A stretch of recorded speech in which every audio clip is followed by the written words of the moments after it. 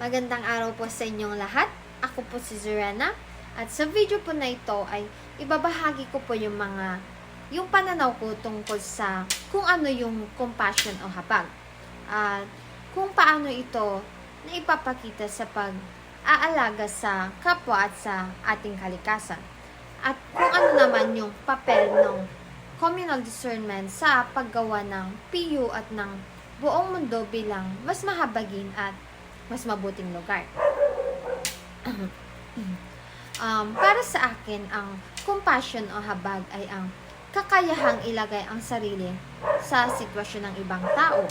Ito yung pag-unawa sa kanilang nararamdaman, yung kagustuhan nating tumulong sa abot ng ating makakaya. Hindi lang ito simpleng pag-awa. Ang awa ay maaaring hanggang sa pagsasabing kawawa naman siya, kawawa naman si ganito, pero ang habag ay may kasamang pagkilos. Kapag may ginawa ka para makatulong, kahit maliit na bagay lang, yan ang tunay na compassion. Sa panahon ngayon, napakahalaga ng pagkakaroon ng habag dahil maraming tao ang may mga problema na hindi natin alam, na hindi natin nakikita. May mga taong masaya sa panlabas na anyo, pero may mabibigat palang dinadala sa kanilang loob. May mga estudyanteng nahihirapan sa pag-aaral dahil sa kakulangan ng pera. Minsan, katulad ko, may mga taong may problema sa pamilya, may mga pagod na sa buhay, pero patuloy pa rin lumalaban araw-araw. Dahil dito, mahalagang maging mabait tayo sa isa't isa. Kasi minsan, hindi natin alam na sa simpleng pagngiti, pagtanong ng okay ka lang ba, kamusta ka, o pakikinig sa kanilang mga problema, malaking tulong na pala ito sa kanila. Bilang estudyante, marami tayong paraan upang maipakita ang habag.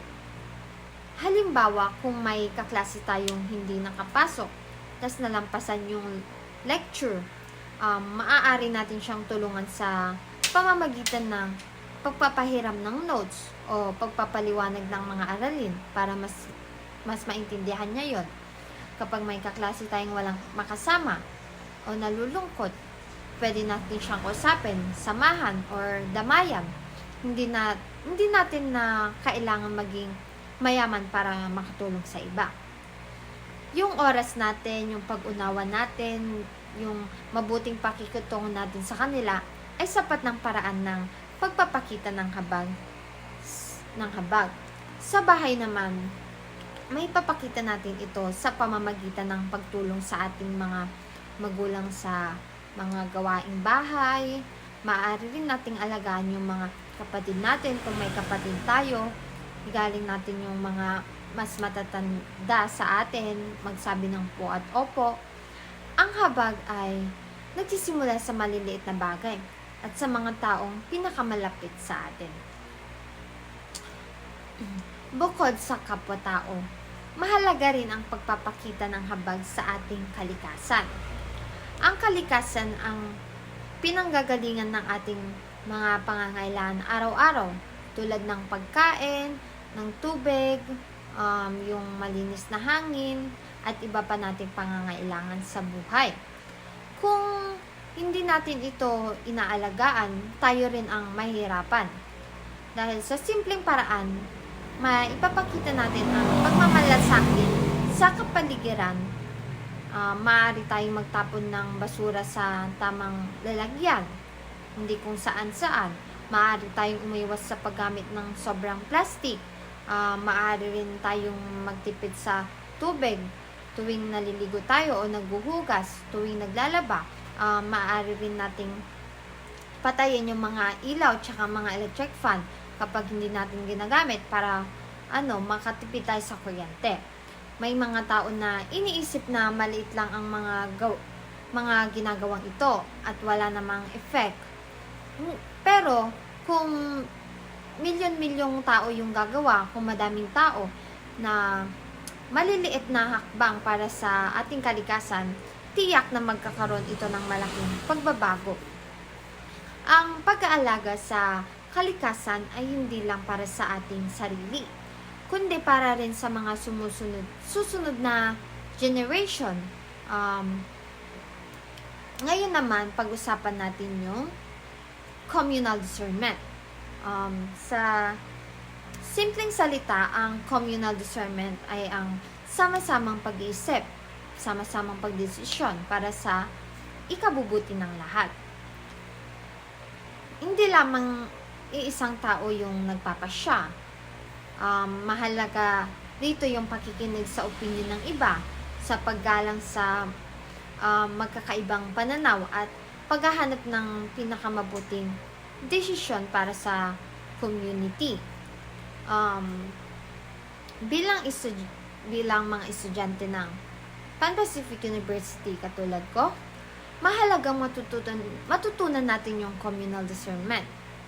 Halimbawa, kapag may project sa group, hindi dapat iisang tao lang yung nasusunod. Dapat pakinggan natin ang idea sa bawat membro. Maaaring magkakaiba tayo ng opinion, ngunit maayos na pag-uusap, makakahanap tayo ng solution na para sa lahat, yung makakabuti sa lahat. Maaari rin ito sa school, kung yung mga estudyante, guro, yung mga namumuno sa university ay marunong makinig sa isa't isa, mas magiging maayos yung program at saka yung mga patakaran ng school. Mas mauunawa nila yung mga pangangailangan ng bawat member ng community. Dahil dito, mas nagiging ligtas at patas at maayos yung kapaligiran ng school. Sa mas malawak na pananaw, kailangan din ng communal discernment sa buong mundo. Maraming problema na kinakaharap yung lipunan, tulad ng kahirapan, yung discrimination, yung mga patayan dyan, digmaan, at pagkasira ng mga kalikasan. Hindi sapat na isipin lamang natin yung sarili. Kailangan nating matutong makinig sa iba't ibang pananaw at magtulungan upang makahanap ng solusyon. Naniniwala ako na kung pagsasamahin natin ang habag at saka communal discernment, mas magiging mabuting tao tayo. Matututo tayong umunawa bago humusga. Matututo tayong makinig bago magsalita. Matututo tayong isipin, hindi lamang yung ating sariling kapakanan, kundi pati yung kapakanan ng iba. Matututo tayong makinig sa ibang tao at irespeto kung ano yung desisyon nila. Sa panahon ngayon, maraming tao ang madaling magalit, manghusga. Hindi naman natin maiiwasan yun dahil sa generation ngayon, madami talagang ganyan.